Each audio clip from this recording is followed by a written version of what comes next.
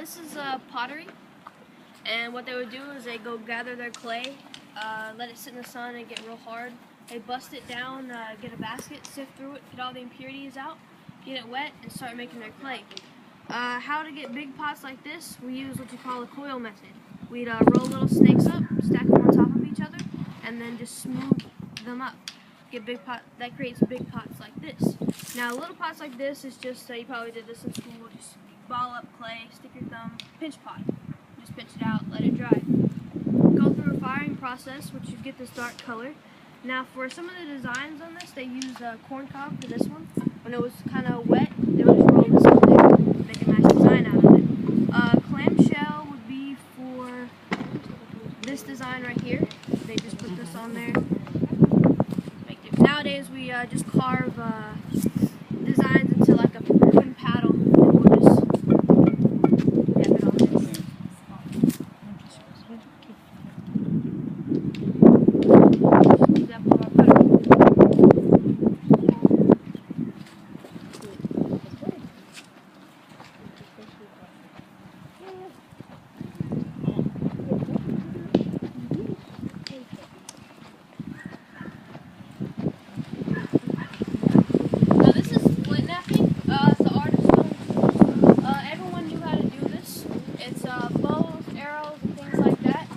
And this is Tim, and how you say hello in Cherokee is OCO.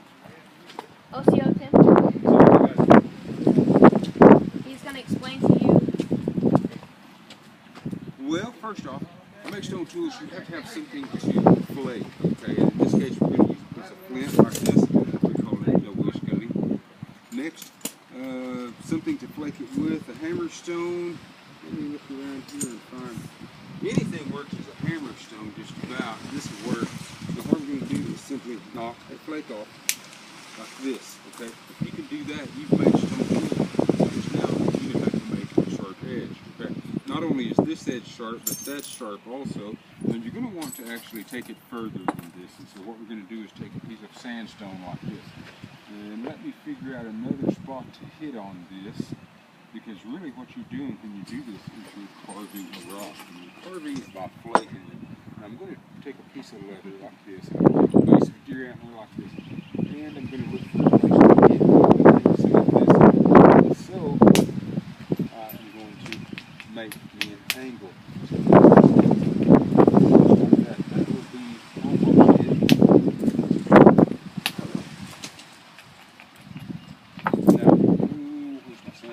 Right here, because the reason I grind it down is because I don't want to hit a sharp edge. Sharp edges shatter. Okay. Now I'm going to take this antler and I'll scoot over here where you can see. I'm simply going to hold it in my hand. I'm going to strike it and remove a flake right here. And I'm not going to. It's kind of biting into my hand there. Safety first. I'm not going to hit it like a baseball like this. Okay. I'm going to straight down and clipping the edge of it to remove that flake. Okay. Now I'll continue to do that, looking around at it, deciding on a big flake here, a flake there, and thin it down. But in the meantime, I've got this stone tool. Okay. I take small flakes like that and make arrowheads out of them using this next technique, whereas I'm going to use the tip of the deer antler like this. Now let me find something on here I can flake. Let me work this one down a little bit. Okay, now I see a place that needs a flake. And even in this technique, I want to grind the edge because whether I'm striking or just pushing on it, I want the edge to be strong enough to support the blow or the pressure I put on it. Now, hold on 1 second. I have to get into my magic bag here. You see, that's a pin. I'm going to mark the area that I want to take off so that y'all understand what I'm doing here. Okay. I want to take a flake off in that area. Okay. So now this is a technique. Everybody knew how this was done. Okay. Everybody knew how to work stone tools. It's easier to do sitting down. I'm going to explain this technique to you before I do it because a lot of people have, a lot of guys who attempt this have trouble with this technique in particular. But I'm going to take the tip of this deer, I'm going to put it here, I'm going to apply pressure to it, just enough to hold it right there where it's at, okay? Once I do that, I'll be pushing to the side, but you see how sharp the flakes are. I don't want to cut myself, and so I'm going to use a piece of leather to protect my hand. I'm going to simply hold it like this, hold it right here, and push, okay? And you'll see the technique. You don't have to be strong to do this. And remove the flake. And that is how you get these serrations in it. Okay? Now, you go around the entire thing. Let's say if it gets dull, you would use the same technique to just simply go along the edge, pushing these flakes off. And they don't have to be big flakes, okay? Because all you're doing is sharpening the point. We did not throw these away when they got dull. We would resharpen them simply by taking off little flakes. And now I've got a nice serrated edge there to cut meat. What's the purpose of the serration? Cut meat. Just to cut. Just makes it sharper. Yeah, like a serrated steak knife. Okay. It's the original steak knife.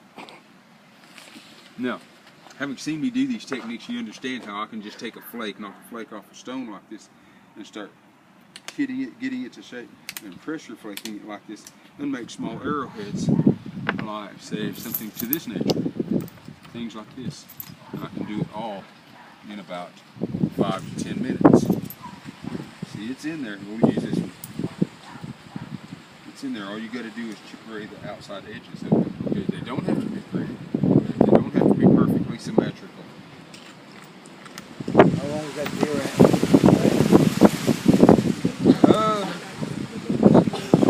It don't last too long. It doesn't last too long. But then, I use bone also. Sharpening deer antlers is a little bit tough. Okay? I mean, all you got to do is rub on them. But you have to burnish them. You know, once you get that point on there, because what do deer do? You know, you get the trees and clean that velvet off this. They're actually burnishing that. So when you point it out again, you have to take another rock, smooth rock like this, and really just kind of rub on it and make it smooth again so it accepts it, toughens it up. Now, small arrowheads like this, I'm going to take them. All the southeastern tribes used a piece of river cane for an arrow shaft, generally, okay? We'll say 99 times out of 100, they're going to use a piece of cane. Now, to put these on the end, you're going to use pine sap mixed with charcoal, okay? It acts as a glue. The only reason you put charcoal in is so it's not sticky, okay? So you heat it over a fire, dab a bit on there, and it's served at point. Now, for this, you can either use sinew. For the binding, you can use sinew, but I use dog bane. Okay, it's a plant fiber. You know, there's a lot of stuff out there you can use for this, or you can use sinew like this. Okay, and this one can come out of a deer leg, but you have to break this stuff down. Okay. Now, the feathers on the end, a 2-feather fletch like this. All the southeastern tribes used 2 feathers. Unlike most arrows you see, they got 3 on them. We only use 2 of them. Now this is made so that if I hunt with it, if I shoot something with it, it's tied on. I can retrieve it and I can use it again. Okay. Made exactly identically to this one is a war point. All tribes do this. Have hunt points and war points. The only difference on this being that it's simply glued in. Okay. It's not tied on. It's made so that if you hit something, it will be nice and say you get shot in the hip bone. Okay. You pull it out, the point stays in you. Because even though the glue is nice and strong, the nature of flint is that it is slick. Okay, so the glue doesn't really have anything to bond to, but it holds it on there nice and good. Anyways, once you pull that out, what comes off stays in the bone. Now, if you're lucky, you get somebody to dig that out of there for you and get it out. Okay, if you're not lucky, an infection's going to set up. It's just how the human body works. Okay, infection set up. If you don't die from that infection, then you live the rest of your life with a piece of stone inside of you. Okay.